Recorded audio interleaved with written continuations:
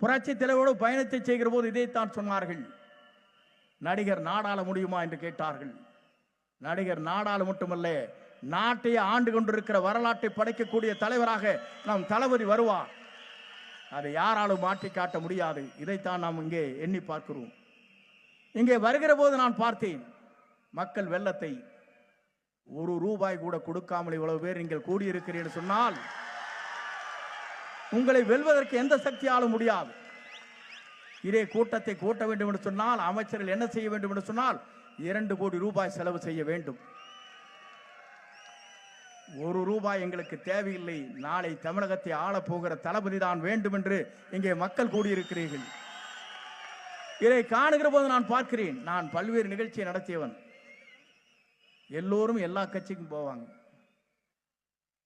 எப்படி நடக்கிறது என்பதை பார்ப்பார்கள். இங்கே கூட ஒரு மகாநாடு நடைபெற்றது, திமுகவுடைய பெண்கள் மகாநாடு. அதற்கு ₹110 கோடி செலவு. எத்தனை கோடி? ₹110 கோடி. ஒருவருக்கும் ₹1000. செல்வதற்கு பெண்களுக்கு சேலை, பேருந்து வசதி, அத்தனை பேரும் அங்கே வந்தார்கள். இங்கே எழுச்சி எப்படி இருக்கிறது என்பதை நாம் காணுகிறோம். அங்கே எழுச்சியே இல்லை.